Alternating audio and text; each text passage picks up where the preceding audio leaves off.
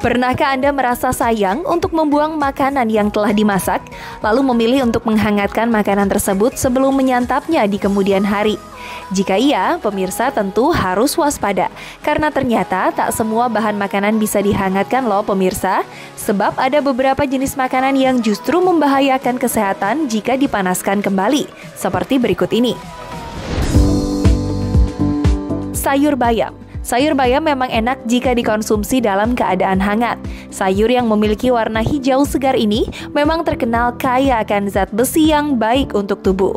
Namun, sayur bayam harus segera dihabiskan usai dimasak ya pemirsa, sebab sayur bayam yang dipanaskan kembali akan mengubah zat besi menjadi racun, karena ada kandungan zat nitrat dalam bayam yang sudah bercampur oksigen, lalu berubah menjadi nitrit yang merupakan senyawa beracun bagi tubuh.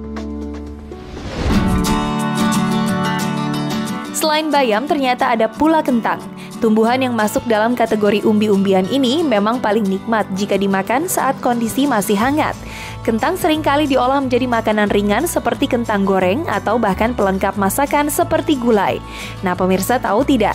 Ternyata kentang yang sudah dimasak kemudian dihangatkan kembali lalu dibiarkan mendingin sebelum disantap bisa mengakibatkan tumbuhnya bakteri Clostridium botulinum yang umum ditemukan pada kentang yang sudah dihangatkan dan dingin terlalu lama.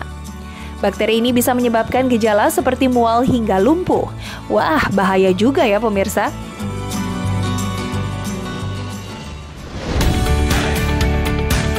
Pemirsa, telur memang salah satu sumber protein terbaik. Tak hanya itu, telur juga merupakan bahan pangan yang mudah diolah dalam waktu singkat. Selain mudah, telur memang sangat nikmat jika dikonsumsi dalam keadaan hangat. Olahan telur sendiri beraneka ragam, mulai dari direbus hingga dijadikan menu masakan seperti telur dadar. Namun pemirsa harus tahu, kalau ternyata telur yang sudah dimasak tidak baik jika dipanaskan kembali atau didiamkan terlalu lama. Karena hal ini bisa menjadi tempat berkembang biaknya bakteri yang membahayakan bagi tubuh.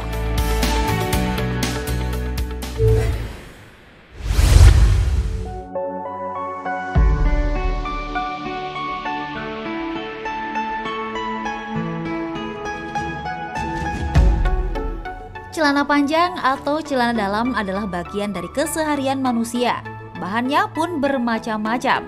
Masing-masing bahan memiliki efek yang berbeda-beda saat dikenakan. Bahan-bahan yang banyak melibatkan proses kimia dapat menyebabkan pusing, mual, iritasi kulit, dan masih banyak lagi. Kira-kira ada jenis bahan celana apa saja ya? Dan apa sih risikonya bagi kesehatan? Berikut kami rangkum informasinya untuk Anda.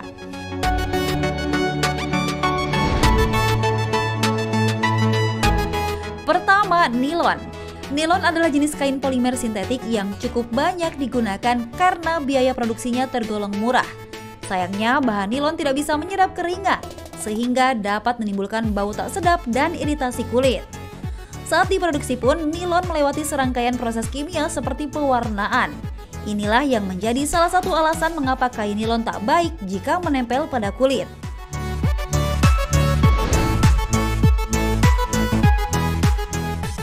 Kedua, spandex atau likra. Bahan ini banyak digunakan untuk pakaian yang ketat seperti baju olahraga, legging, kaos, dan lainnya. Kain spandex terbuat dari bahan-bahan kimia berbahaya seperti poliuretan atau biasa disebut dengan karsinogen yang dapat membuat kulit menjadi iritasi dan bisa menimbulkan penyakit dermatitis.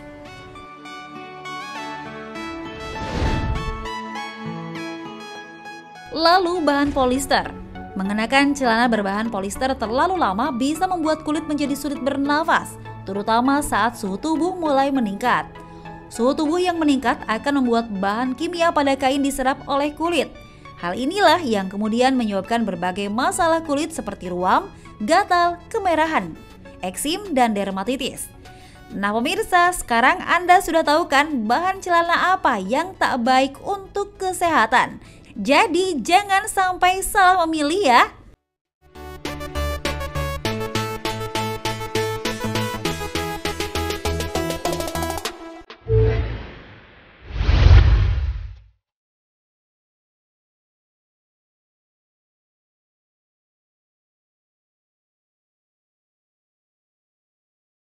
Mimpi adalah salah satu hal yang menakjubkan yang terjadi pada manusia.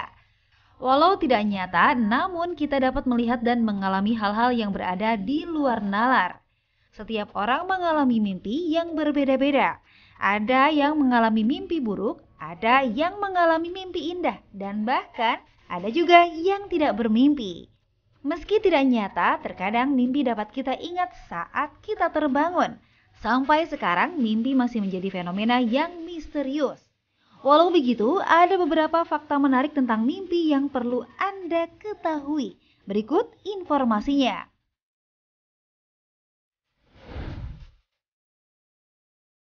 Mengontrol mimpi disebut sebagai lucid dream. Lucid dream adalah kondisi di mana seseorang merasa sadar dengan mimpinya dan bisa mengontrol mimpinya tersebut.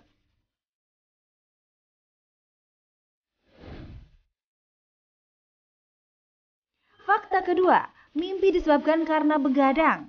Jurnal Sleep and Biological Rhythms menyebutkan bahwa orang yang sering tidur telat memiliki kecenderungan mengalami mimpi buruk dibanding orang yang tidur cepat.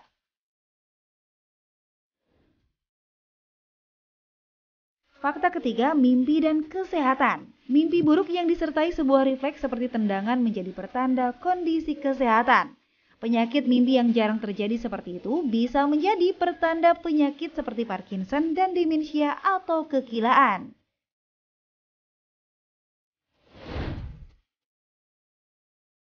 Fakta terakhir, penyebab seseorang bermimpi. Mimpi terjadi karena adanya peningkatan aktivitas pada otak, tetapi otot justru mengalami kelumpuhan sementara.